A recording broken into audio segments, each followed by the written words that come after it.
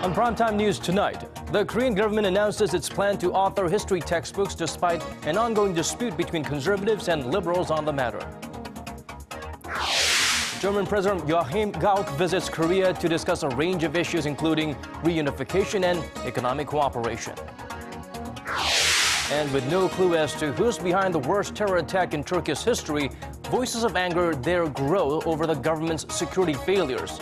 All up next, so stay tuned.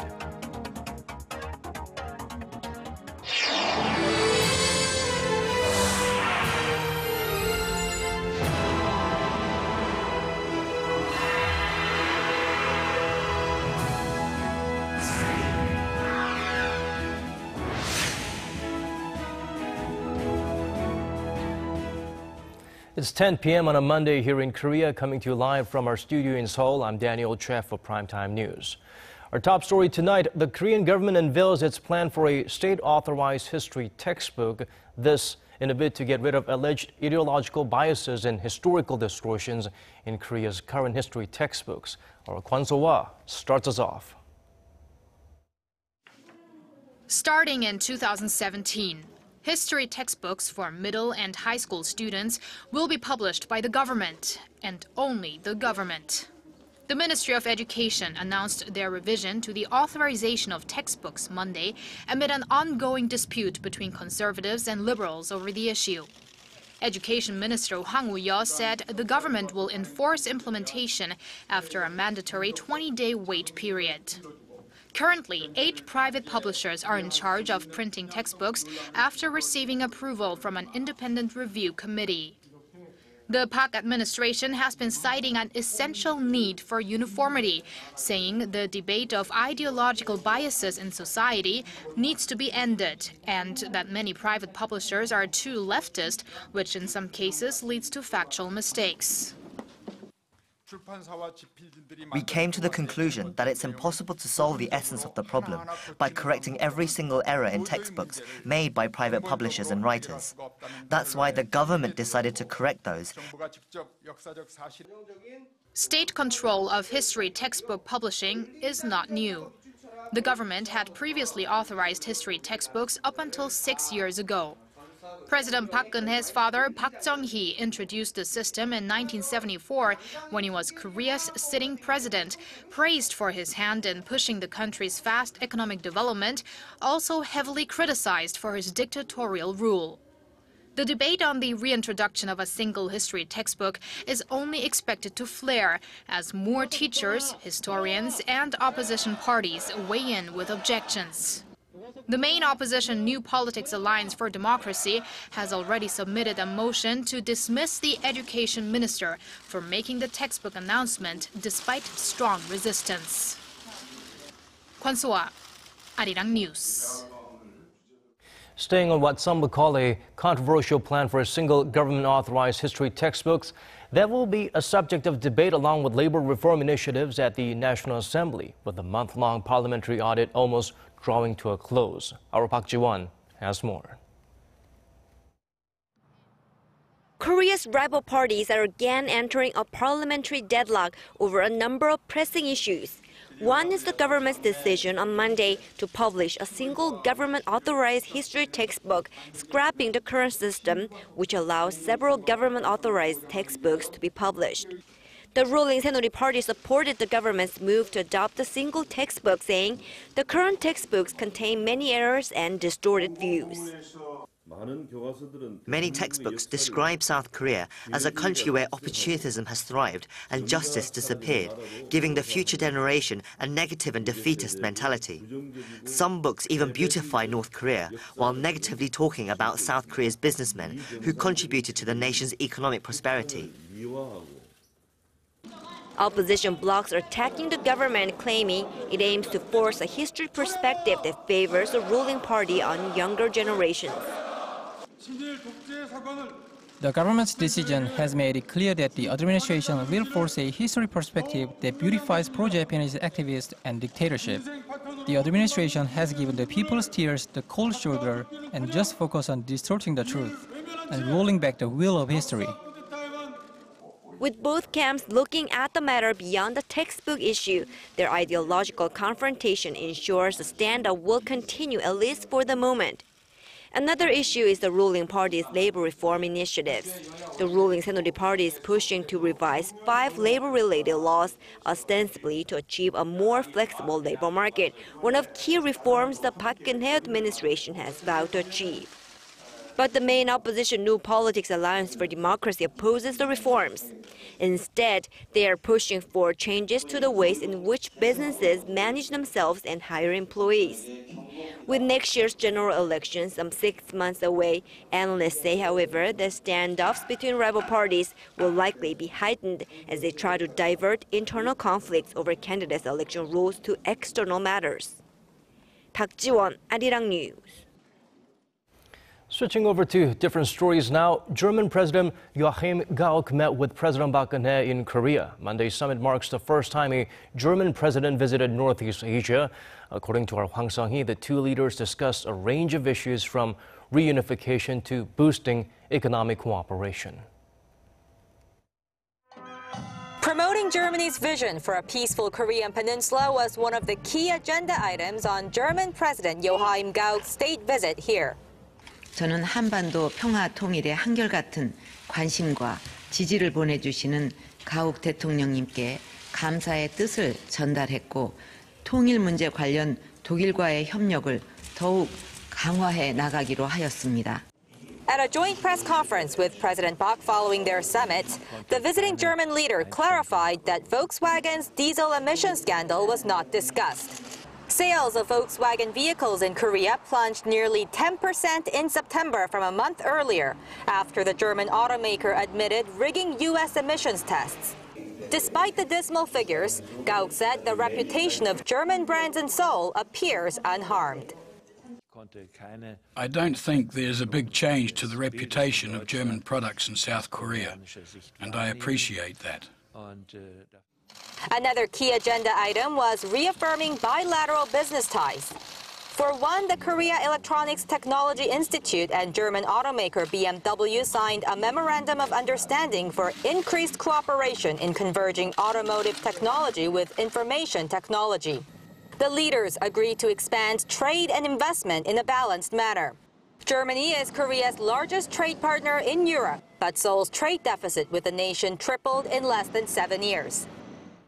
President Gauck will wrap up his 4-day state visit here with a trip to the demilitarized zone, where he is expected to discuss German reunification. Hwang Sung-hee, Arirang News. North Korea celebrated a key political event on Saturday, showing off its military might rather than forging ahead with any provocative actions. Our Connie Kim turned to some experts for how they perceive this could affect inter-Korean relations.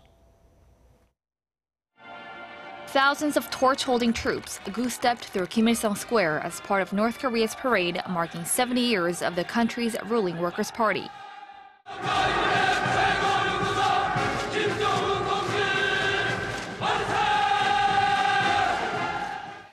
North Korea celebrated the anniversary on Saturday with a massive military parade through the streets of Pyongyang, displaying its latest weaponry, including drones and missiles.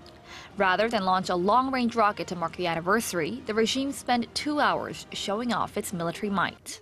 South Korea said the North used the event to brush off its negative image. North Korea seemed to strengthen its internal solidarity and improve its public image, considering its image in the international community. Meanwhile, with South Korea remaining hopeful for improved inter-Korean ties, preparations for the planned reunion of families separated by the Korean War are going smoothly. A preparatory team from South Korea will head to the Mount Kumgang Resort in North Korea on October 15th. 90 South Koreans and 97 North Koreans will meet with long-lost relatives at the resort from October 20th to the 26th. Many analysts believe North Korea will continue to seek talks with South Korea after the family reunions. There is possibility North Korea will bring up the resumption of the long-stalled Mount Kumgang tour program and the lifting of economic sanctions following North Korea's 2010 torpedo attack on a South Korean warship at the negotiating table. Experts in Seoul say the extent of improvement in inter-Korean relations will depend on how much the South Korean government is willing to accept North Korea's request. Connie Kim, Arirang News. North Korea's military parade is believed to have cost the country around $1 billion, roughly one-third of its annual budget. For the recent cash crunch, Pyongyang is expected to increase its dependence on exports to China for foreign reserves, but Beijing's economic slowdown hasn't been helping, with the North's exports to China falling almost 10% in August from a year ago, accelerating from a 2.4% drop last year. Citing experts, the Wall Street Journal says this could spell trouble for the communist state's leader Kim Jong-un, as foreign reserves are used to raise the living standards of the country's elite, vital for support in maintaining his grip. They say such a scenario could put the leader in a vulnerable position, although possible repercussions will be hard to detect due to the reclusive regime's opaque economy and political system.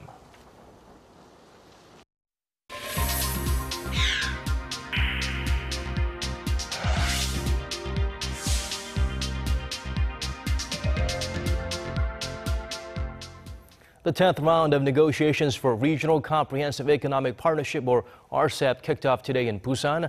Although the trade pact is expected to gain momentum through the conclusion of the U.S.-led TPP, many obstacles still lie ahead. Our Shin Se-min sheds light on some of the stumbling blocks. Having missed out on the window to join the Trans-Pacific Partnership Agreement as an initial member, Korea is accelerating efforts to be part of another mega trade deal in the works, the Regional Comprehensive Economic Partnership, or RCEP. The RCEP has 16 parties involved, including Korea, China, Japan, Australia, and India, along with 10 member nations from ASEAN, aiming to create one of the world's biggest economic blocs with 3.4 billion people.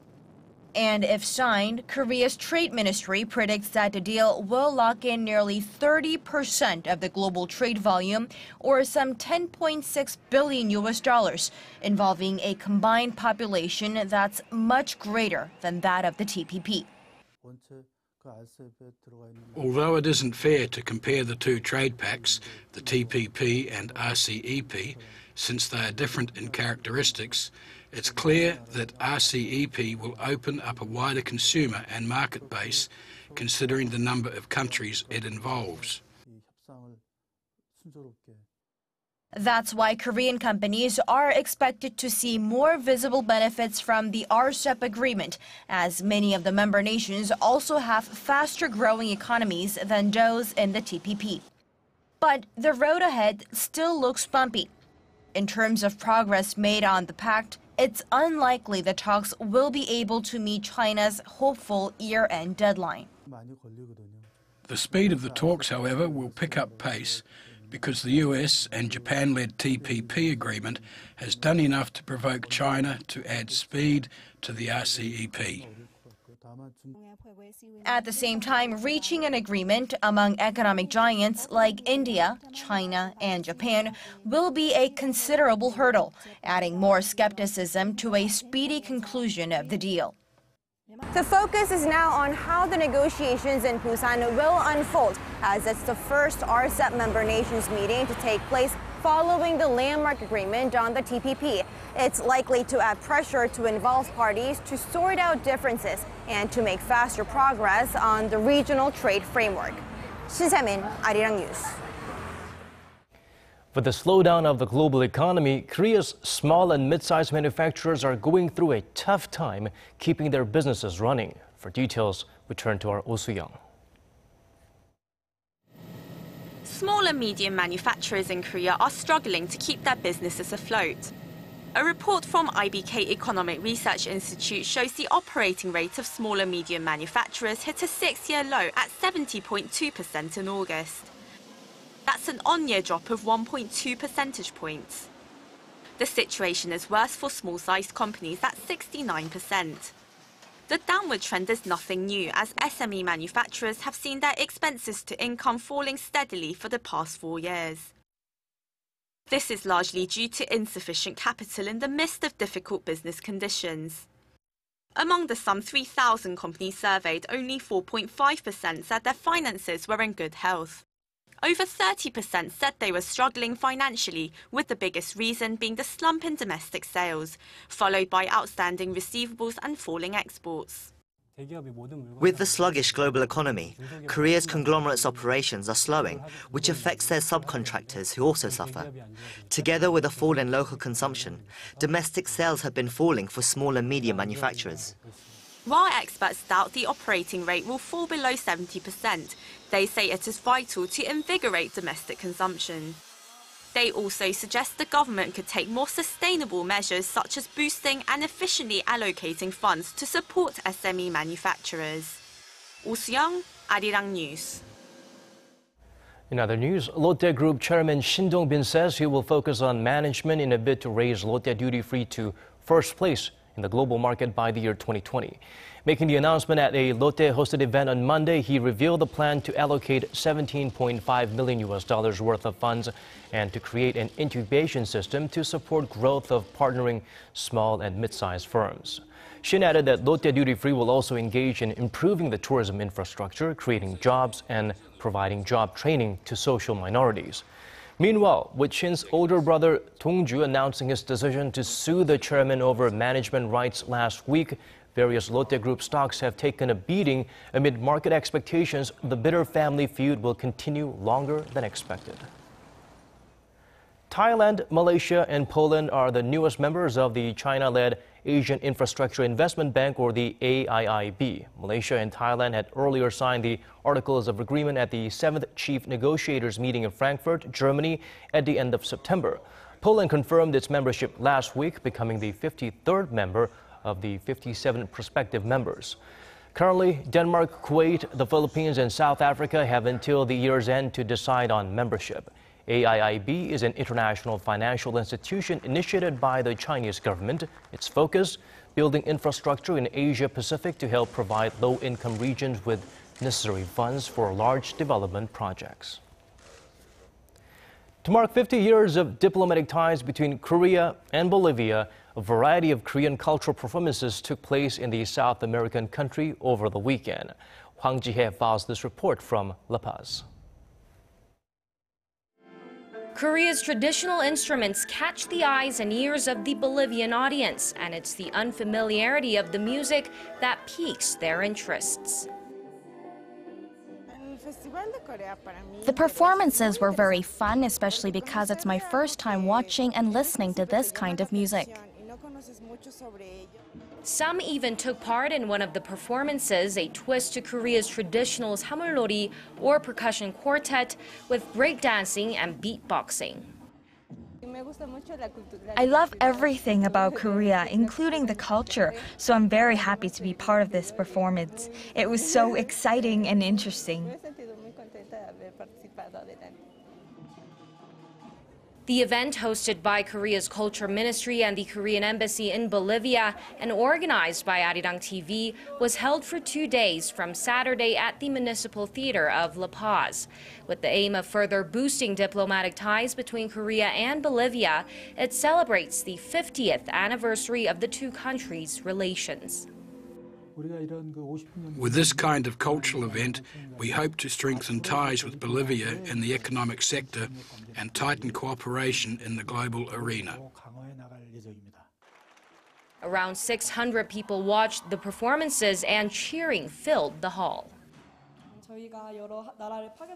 We've been to many countries, but it's our first time visiting Bolivia. The people were very supportive, and it was great introducing Taekwondo to them. We were all worried about altitude sickness, especially because we run around the stage. But the people were cheering so loudly, I'll remember it forever. And there will be another set of events in Venezuela later this week to also celebrate the 50 years of diplomatic ties with Korea. As part of the lineup, K-pop fans will take part in a performance to help introduce Korean culture. Hwang Ji-hye, Arirang News, La Paz.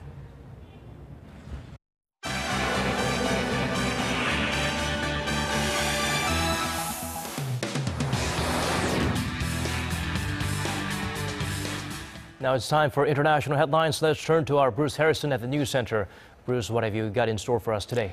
Well, Iran has tested a new missile that's apparently much more accurate, a potential threat in the region. And the Nobel Prize for Economics went to a man whose work helps promote welfare and reduces poverty. Well, but before that, mourning and anger in Turkey. Turkey is targeting Islamic State in its investigation of a fatal bombing over the weekend, right? How much evidence is there, Bruce? Daniel, there's so much sectarian violence in that country, it's really hard to say for sure. Right now, Turkish forces are carrying out airstrikes against the Kurdistan Workers' Party, despite the party declaring a ceasefire over the weekend. But a little more clear, we know Turkey's president has said there's hard evidence two suicide bombers are responsible. Our Son Jung-in has more on the bloodshed in Ankara.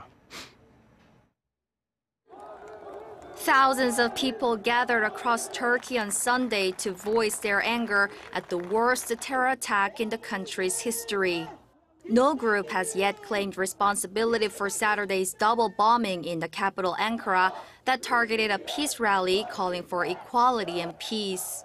Demonstrators and mourners blamed the government for its security failures.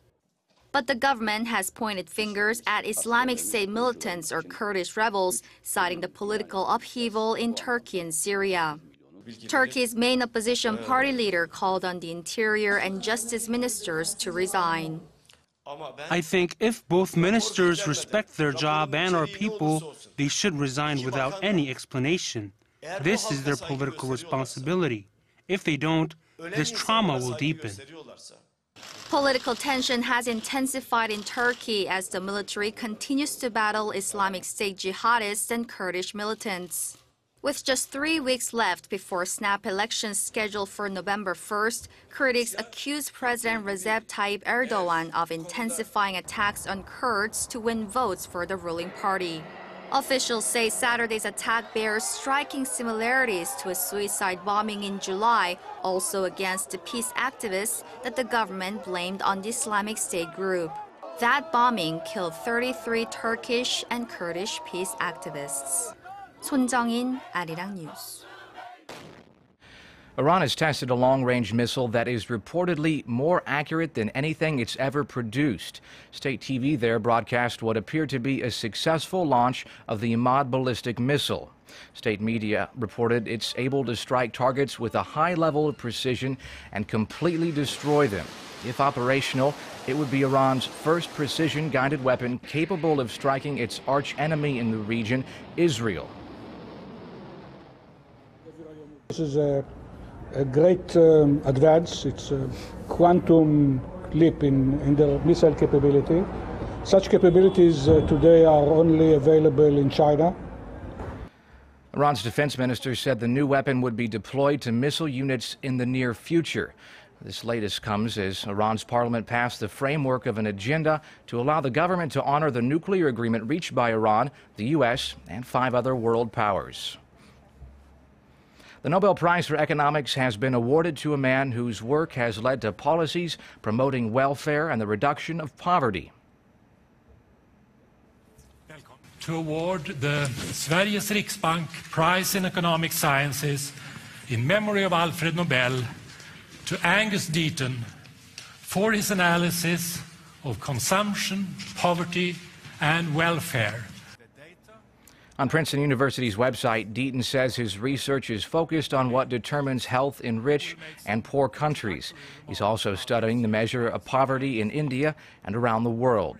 The Economics Prize was established in 1968. It's not part of the original group of awards established in the will of dynamite tycoon Alfred Nobel in 1895. And that's a glimpse of the world today. Have a great night.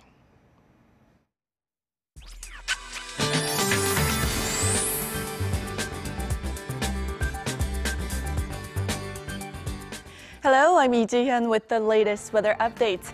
It was a bright but chilly day kicking off the new week, and this brief cold snap will continue through tomorrow morning, with many regions waking up to lows in the single digits. In fact, inland areas could see the first frost of the season tomorrow morning.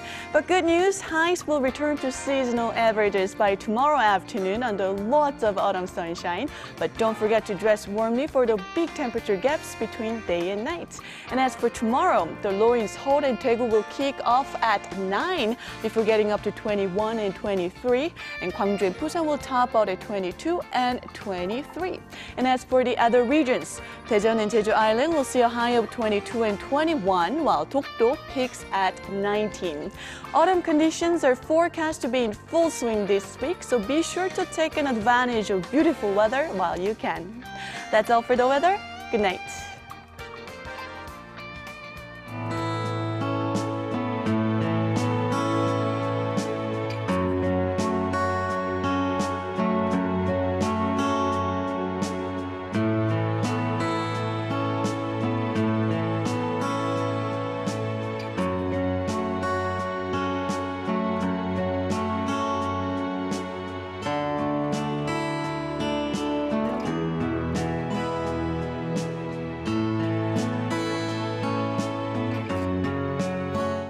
We've come to the end of this edition of Primetime News. Join us for more same time tomorrow. Thank you for watching.